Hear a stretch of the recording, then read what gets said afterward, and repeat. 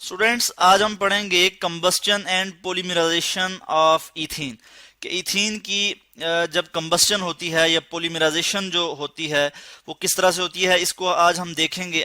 Ethene जो है ये हाइड्रोकार्बन की जो फैमिली है अल्कीन, अल्कीन का एक मेंबर है अल्कीन, और अल्कीन का फर्स्ट मेंबर है। अल्कीन में क्या खास बात है कि इनमें ये इसको हम कहते हैं अनसैचुरेटेड हाइड्रोकार्बन, यानी कि इनमें जो है वो डबल बॉन्ड मौजूद होता है, अनसैचुरेशन मौजूद होती है। कार्बन जो है वो 4 बॉन्ड बना सकता है, यानी कार्बन के आउटर मोस्ट शेल में अगर हम देखें तो 4 जो है वो इलेक्ट्रॉन होते हैं, यानी 4 वैलेंस इलेक्ट्रॉन होते हैं, और ये 4 बॉन्ड जो है वो बना सकता है। यहाँ पे क्या होता है अल्कीन के केस में, अगर हम इथीन की एग्जांपल लेते हैं तो इसमें क्या होता है कि कार्बन कार्बन डबल बॉन्ड होगा और उसके बाद 2 जो है वो हाइड्रोजन हर एक कार्बन के साथ अटैच होंगे, यानी कि C2H4, C2H4 ये क्या है जी, ये इथीन हम इसे कहते हैं। अब हम देखेंगे कि कंबस्टन रिएक्शन क्या होते हैं, और इथीन के केस में हम कंबस्टन रिएक्शन को देखेंगे। कंबस्टन कहते हैं कि बर्निंग, ठीक है जी, किसी चीज का जलना, या फिर हम कहते हैं कि rapid combination of substance with oxygen, oxygen के साथ किसी भी सब्सटेंस का रैपिड कॉम्बिनेशन है, फौरी जो कॉम्बिनेशन होता है, इस चीज को भी हम कहते हैं कि कंबस्टन कहते हैं। अभी हम देखेंगे इथीन। तो इथीन के लिए फार्मूला मैं यहां लिख लेता हूं C2H4, इथीन है जी ये, और इथीन जो है ये गैस है, इथीन गैस है, तो मैं यहाँ पे जी लिख लूंगा, इसकी स्टेट जी से रिप्रेजेंट कर रहा हूं, यानी कि ये गैस है। इथीन जब ऑक्सीजन के साथ रिएक्ट करेगा, जाहिर है कंबस्टन रिएक्शन हो रहा है, तो कंबस्टन रिएक्शन में हमने कहा कि rapid reaction combination of substance with oxygen, तो यहाँ पे क्या होगा जी, ऑक्सीजन होगा, O2 ऑक्सीजन गैस होगी। और जब इसकी कंबस्टन होगी इथीन की, तो हमारे पास जो प्रोडक्ट आएगा वो क्या होगा, carbon dioxide CO2, carbon dioxide gas आएगी हमारे पास। इसी तरह हमारे पास वाटर आ जाएगा H2O, वाटर, और यानी ये भी स्टीम की फॉर्म में ही होगा, तो हम गैस लिख लेते हैं। इसी तरह से साथ जो है वो हीट इवॉल्व होगी, तो हम यहाँ लिख लेंगे जी कि हीट भी इवॉल्व हो रही है, HEAT, हीट। तो इस इक्वेशन को भी हम बैलेंस कर लेते हैं, यहाँ पे मैं 3 लिखूंगा और यहाँ पे 2 लिख लूंगा, इक्वेशन जो है वो यहाँ पे बैलेंस हो जाएगी। इसी तरह यहाँ पे भी मैं वाटर के साथ 2 लिख लूंगा, तो इक्वेशन जो है वो बैलेंस हो जाएगी। तो क्या हुआ कि हमने देखा कि कंबस्टन रिएक्शन किस तरह से होता है इथीन में, कि जो है वो ऑक्सीजन के साथ जब रिएक्ट करता है जी इथीन, इथीन गैस जब रिएक्ट करती है तो हमारे पास कार्बन डाइऑक्साइड, वाटर, और उसके बाद जो है वो हीट आ जाती है। वाटर जो है ये स्टीम की फॉर्म में है, मैं यहाँ लिख लेता हूँ स्टीम, ठीक है। तो इस तरह से हमने रिएक्शन देखा कि क्या हुआ जी, इथीन की जो है वो डिकम्पोजिशन हुई, और क्या आ गया हमारे पास, कार्बन डाइऑक्साइड, वाटर, और उसके बाद हीट आ गई। इसके बाद हम देखेंगे कि पॉलीमराइजेशन किस तरह से होती है इथीन में। पॉलीमराइजेशन क्या है, पोली कहते हैं मैनी, पोली कहते हैं जी मैनी, और मर कहते हैं यूनिट, पोलीमर। अगर मैं पॉलीमर की बात करूं तो पॉलीमर कहते हैं यानी मैनी यूनिट्स।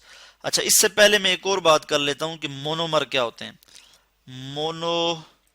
मोनोमर, मोनो कहते हैं सिंगल, मोनो कहते हैं किसको जी, सिंगल, और मर कहते हैं यूनिट। मर्ज में लिख लेता हूं यानी सिंगल यूनिट्स, सिंगल यूनिट्स, और मर्ज जो है इसका, इसके मीनिंग ये है कि यूनिट्स। सिंगल यूनिट्स जो हैं ये कंबाइन होती हैं, और लार्ज यूनिट्स जो बनाती हैं उन्हें हम कहते हैं जी पॉलीमर।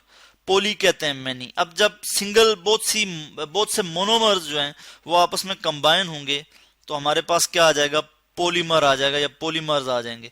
पोली कहते हैं यानी कि मैनी, मैनी, और मर्ज कहते हैं यूनिट, मैनी यूनिट्स, यानी स्मॉलर यूनिट्स जो है, स्मॉलर सिंगुलर यूनिट्स जो है वो आपस में कंबाइन होके लार्जर यूनिट्स बनाएंगी, मैनी यूनिट्स बनाएंगी, जिसको हम कहते हैं पॉलीमर्स।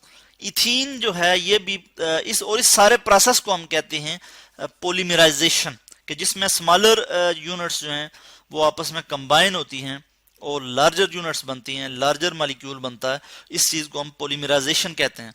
तो जो इथीन का मॉलिक्यूल है या जो इथीन है, ये भी जो है ये पॉलीमराइजेशन का प्रोसेस शो करता है। और किस तरह से पॉलीमराइजेशन का प्रोसेस शो करता है, मैं यहां लिख लेता हूं कि इथीन, इथीन और मैं यहाँ लिख लेता हूँ एन। एन का मतलब ये है कि जो इथीन है, यानी ये नंबर ऑफ मॉलिक्यूल की बात हो रही है, नंबर ऑफ यूनिट्स की बात हो रही है कि ये हमें नहीं पता, यानी बहुत सी यूनिट्स जो हैं ये जब आपस में कंबाइन होती हैं तो हमारे पास क्या आ जाएगी, पॉलीमर्स आ जाएंगे। और हमारे पास क्या आ जाएगा, C2, यानी कि इसी को हम लिख लेते हैं कि C2, बल्कि यहाँ लिख लेते हैं पॉलीथीन। इथीन जो है ये मोनोमर है, इथीन यानी इस यहाँ पे जो मैंने एन लिखा हुआ है, यानी इथीन की यूनिट्स आपस में कंबाइन होंगी, स्मॉलर यूनिट्स मोनोमर्स जो हैं वो आपस में कंबाइन होंगे, तो यहाँ पे हमें क्या हासिल हो जाएगा, पॉलीइथीन, पॉलीथीन, पॉलीइथीन। ठीक है, पॉलीथीन या पॉलीथीन हम इसे कहते हैं।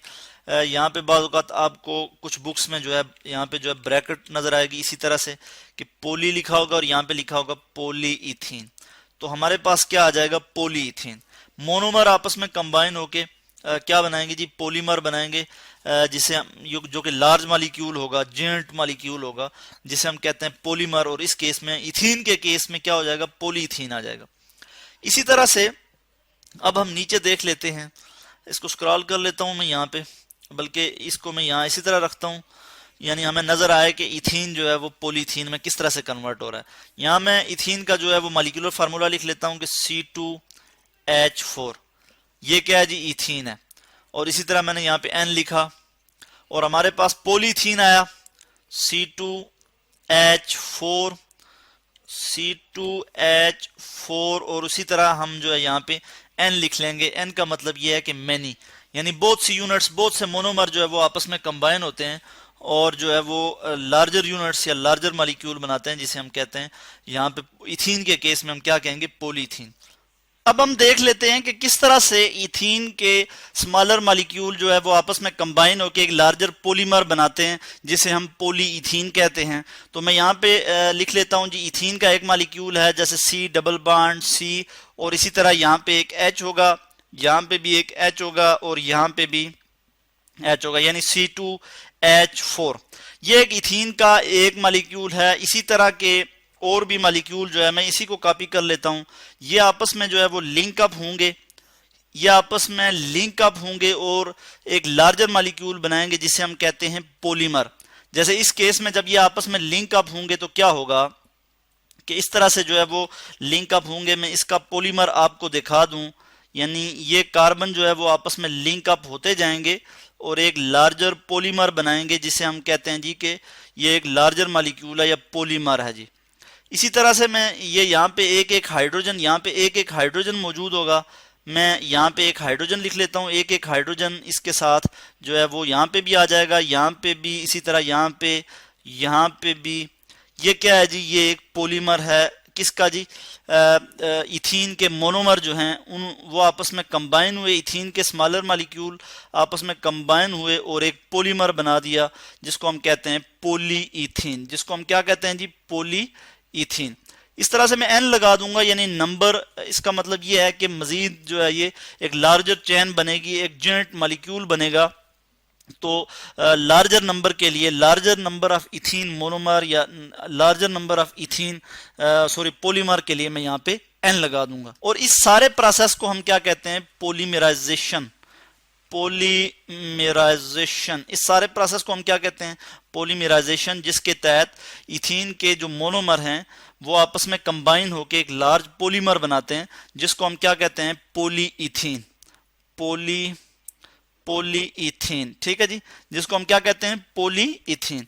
तो ये था जी आज का हमारा टॉपिक, जिसमें हमने देखा कि combustion and polymerization of ethene. हमने देखा कि इथीन की किस तरह से कंबस्टन होती है और इथीन के स्मॉलर मॉलिक्यूल, फिर हमने देखा कि इथीन के स्मॉलर मॉलिक्यूल जो मोनोमर हैं वो किस तरह से आपस में कंबाइन होकर एक लार्जर मॉलिक्यूल बनाते हैं, जिसको हम कहते हैं पॉलीमर।